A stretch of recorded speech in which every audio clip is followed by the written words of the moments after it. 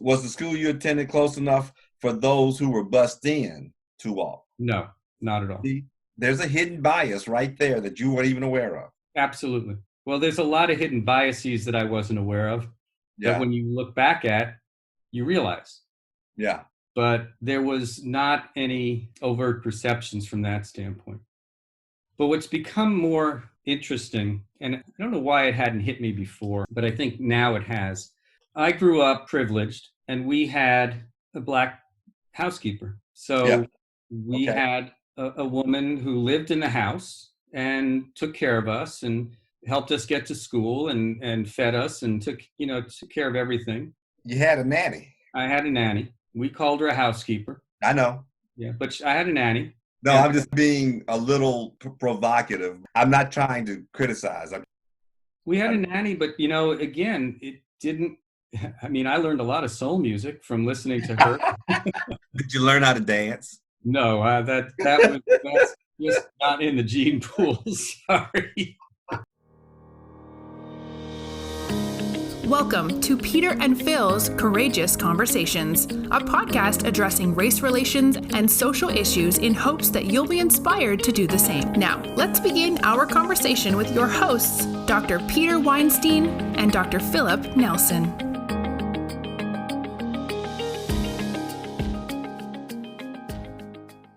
Hello, I'm Dr. Philip Nelson, and I want to welcome you to the Courageous Conversations.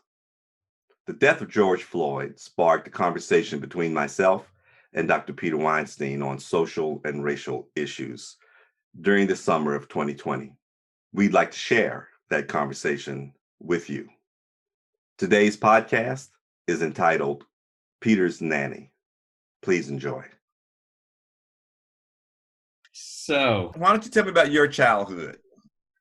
I will tell you about my childhood. So I grew up just outside of New York City on Long Island, Nassau North Shore, essentially where Great Gatsby took place. F. Scott Fitzgerald wrote the book in Great Neck, which is where I grew up. The community was a predominantly Jewish community. It was a staunchly Democratic community, very liberal, very highly regarded school district. So I grew up in a community where at that time we would protest the Vietnam War. We'd sit in the parks and do our thing in terms of protesting. It was definitely a segregated type community. I think out of the 300 high school graduating class, there were probably 30 minorities of all types. But it wasn't that there was a perception of color, but there was not an issue with color. And from your perspective. From my perspective. And I would believe quite the opposite from the 30 minorities that were there. Most of them were not the same economically as we were. So where did they live? They lived in the same community. And when you say the same community, you don't mean neighborhood, you mean village or city? Yeah, exactly. You want to use the term projects, they lived in the projects. Okay. Right? And then the community was also right on the edge of Queens, which was much more racially diverse. And so we actually had ballot initiatives to integrate the school district by busing in students from some of the lower income communities to afford them better educational opportunities. How did that go? It kind of split the community, but it did pass. And it did help bring in, but the numbers weren't significant. And I think it was more at the elementary school level than at the high school level.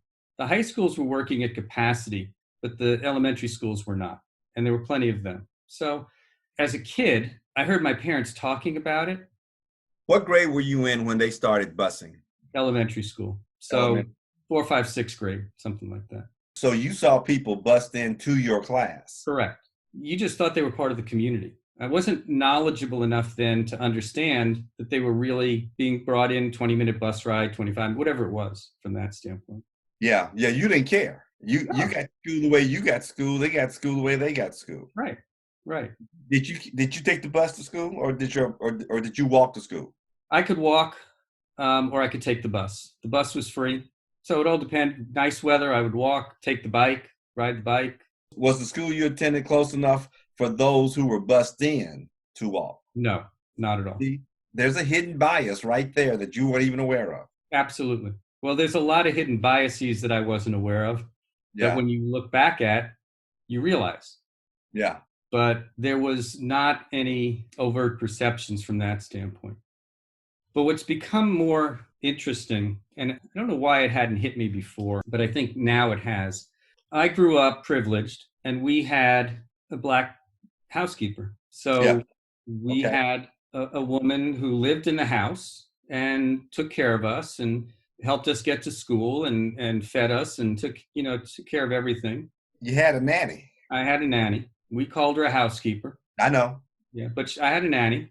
No, And I'm just being a little provocative. I'm not trying to criticize.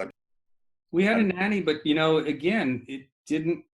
I mean, I learned a lot of soul music from listening to her.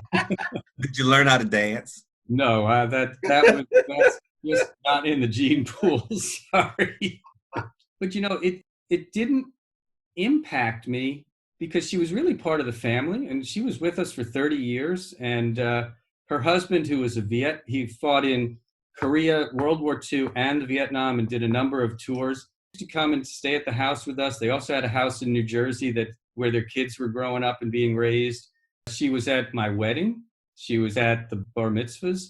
So she was really just part of the family. And again, her skin was Black, but we, my parents took really good care of her, and she took really good care of us. In fact, she was with my parents even after all the kids moved out until my dad left the house in Great Neck. So she was part of the family, and there was not a racial issue that we felt, or I felt, from that standpoint. The current issues and even issues in the past now are making me think about the white privilege. And, I was part of a family that was subjugating to the new slavery, for lack of a better way to put it.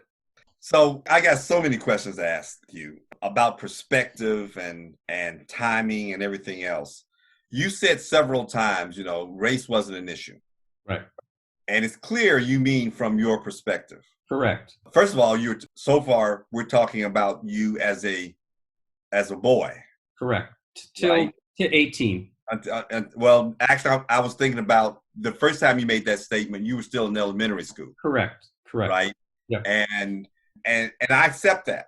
5th, 6th grade, race isn't an issue for Black people either, unless they're in horrific conditions. I mean, don't get me wrong, but I think all of us grow up colorblind until somebody tells us, right, that, don't you see the difference in color? It's kind of like we all grow up gender blind until women start filling out, Yeah. And then we're like, why are you like that? How come I don't have those? And then later it wasn't an issue because you didn't know what the issues were. Correct. Right? They weren't an issue to you. Correct. And you could afford to accept people that weren't threatening you. So Correct. Why would you think of race being an issue at all? You hadn't been taught that yet. Having a Black student or a Hispanic student in your class didn't affect your learning. Right. Right? Nope. So let's talk about your nanny for Yes. a minute. Oh, excuse me, your maid. What is the earliest that you can remember when she became associated with your family? Probably kindergarten, 1st grade. So, relatively early on. Relatively early on. Yeah. Okay. And you didn't go through 2 or 3 of them. You only had 1. I think I went through 2 in my entire life. Okay. And did you develop the same kind of relationship with both of them? The first one was relatively early on and probably was only there for 1 or 2 years. How did you feel when she left? I don't think that there was a long period of time without a nanny there. I felt like I lost a friend or something like that because she was, again, part of the family. But I think I was too young to have much perspective at that point. Did she do your grocery shopping for you and everything? Yes. Did she take you to games or to the pool or? Absolutely. So she shuttled you around. What did your mother do? My mom was a teacher, and when she retired from teaching and she was doing part-time teaching, And then she eventually opened up her own business. What did she teach? She taught biology. She must have the patience of Job or the discipline of Noah, one of the two.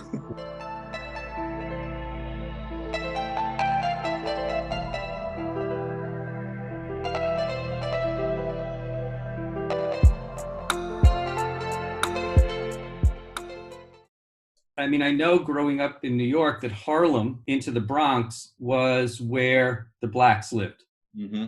And is that the phrase that you all use? That's where the blacks live? Or at that time, do you remember them saying that's where Negroes live? It could have been Negroes. It wasn't blacks, I don't think. I think it was Negroes. Or worse, but your family wouldn't have used that. But yeah, no, not my family. And it was, that wasn't some place to go. Because really? Because it wasn't safe. That was the perception. Okay. The perception. That was your perception. That Harlem was the projects, the broken windows and everything else. Harlem was the black part or the Negro part or the colored part. We probably used colored back then too. It was probably colored. Yeah, it's probably colored. Part of New York. And it was also Hispanic at that point as well. And Yankee Stadium, which was in the Bronx, was just north of that, and that was a not so safe neighborhood either. That was a mixed minority neighborhood around Yankee Stadium. So there was that anxiety that you heard about, but really I never experienced it, because when we went into the city, it would be go to Broadway or to go to dinner or something like that. Yeah. So that's just going back, through 18, because after I moved out of the house at 18 to go to Cornell, I was rarely back in New York. I spent one summer in New York between first and second year at Cornell, and I was working 3 jobs. And then after that, it was pretty much being away from New York, except to go back and visit. Mm-hmm. So in many ways, I grew up white privileged, but again, I'm feeling awfully guilty as I sit here and realizing, and maybe I shouldn't be, but realizing that I was in many ways perpetuating a syndrome of the 60s and 70s of white families employing black people. Mm-hmm. It was the transition. It was the northern form of slavery in many ways. Well, if you consider employment slavery, okay, but yeah, I think what bothers me in many ways now is I felt maybe I should have done more then, and how can I do more now? There's this a feeling of discomfort, and it bothered me during Rodney King. What bothered you during Rodney King? How can anybody do that to one another? What? I'm sorry. Are you saying how do people treat people like Rodney King was treated, or how do people treat people the way that was exhibited during the riots after? Whether Rodney King was black or white, what the cops did shouldn't be done to another human being. Okay. When the riots came about, what was going on when they pulled Rodney Denny out of the truck for doing nothing, right? Except to exact some form of revenge or whatever the case may be. It's not how you solve problems, okay? No, it's not. And to watch them burn their own community also didn't make any sense to me either, and retrospectively probably didn't to them either. But well, prospectively, it didn't make a lot of sense to a lot of people, especially the ones who own those homes and businesses. Yeah, and then, of course, the Korean community was an instigation at that point in time as well. So I had never understood the need for violence. Again, it started with the Vietnam War. And I think in elementary school or high school, we read Gandhi's biography of Gandhi. And it was like, now that's what I mean. Passive protesting. So Dr. King was definitely one of your champions. Absolutely. His I Have a Dream speech, we should be memorizing that. Not just because of the desire to get past the racism, but just the fact that every individual should have a dream to be better tomorrow than they are today. Okay. I remember trying to memorize that speech. And I have a dream that one day sons of former slaves and sons of former slave owners will get together at the table of brotherhood or something like that. That to me is sufficient. And that's the message, and Henry David Thoreau, the only obligation that I have a right to assume is to do that which I think is right. And probably why I advocate as much for servant leadership, because that as a leader supports respect for the people that you work with. mm-hmm. Not that work for you, but work with you.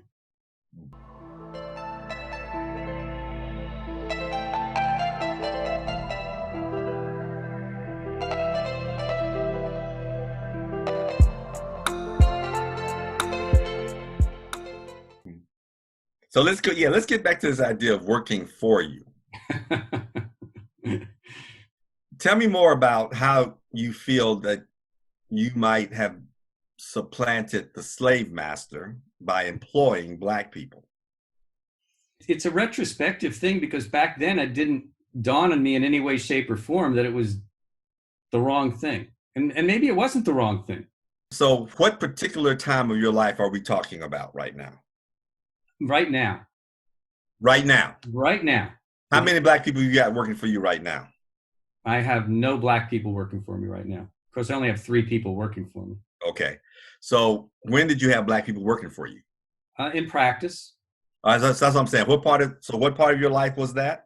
When I was a hospital owner for about 15 years. Okay. We had again, practice was in South Orange County. We had a very small Black population in South Orange County. But I think in 15 years, we employed 2 Black people. Okay. Why only 2 Black people? Because those were the only 2 who applied, honestly. So the 2 that applied, you did hire? Absolutely. And did they get equal pay with the other animal assistants? Absolutely. And why do you think the one that was still there lasted so long? Because they did a good job. I mean, people liked them. And why did the one that left leave? I think just they realized that cleaning cages wasn't what they wanted to do their entire life. Okay. Do you think the one that's still there had other opportunities? They may have. Again, I left 19 years ago, so it's been a while. I know that they were there for a while after I left, and then I think they may have moved on to another job within the profession thereafter, but I don't know what the eventual outcome was. The person that stayed with you while you were there, was he educated? Yes, military. Military? Yeah.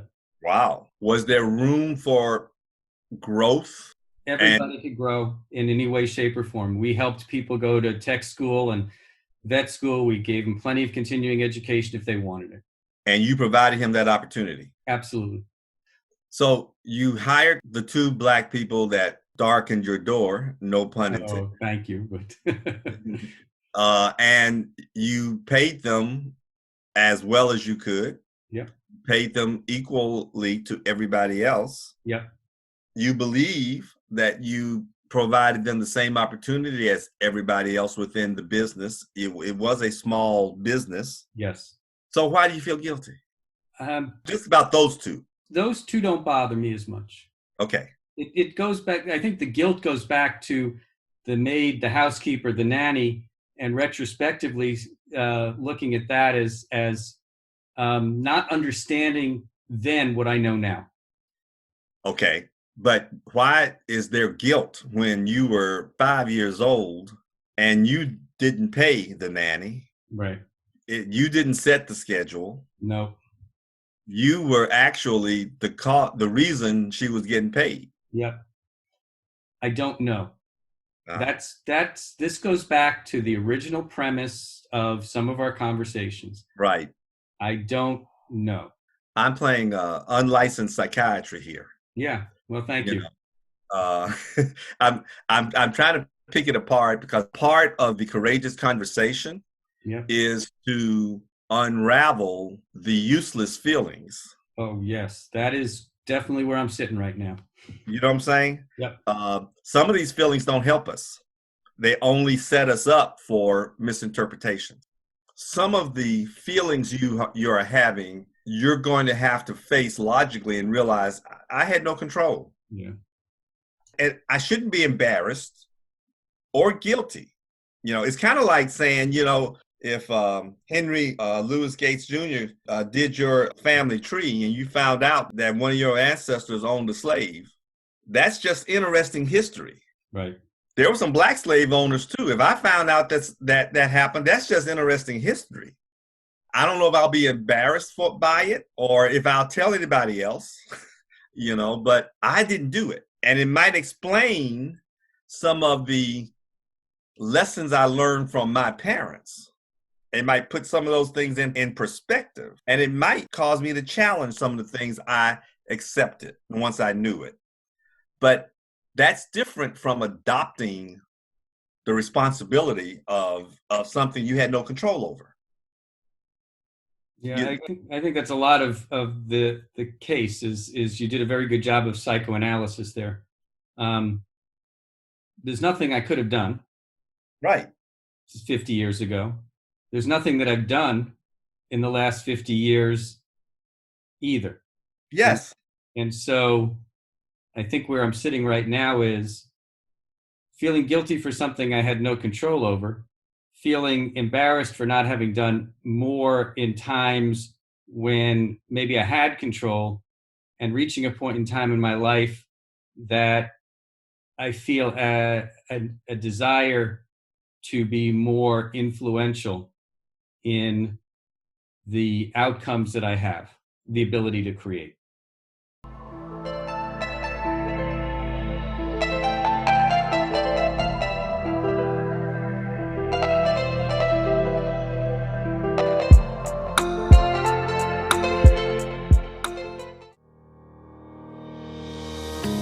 Thank you for joining us for another courageous conversation. Be sure to follow us and check back next week for more.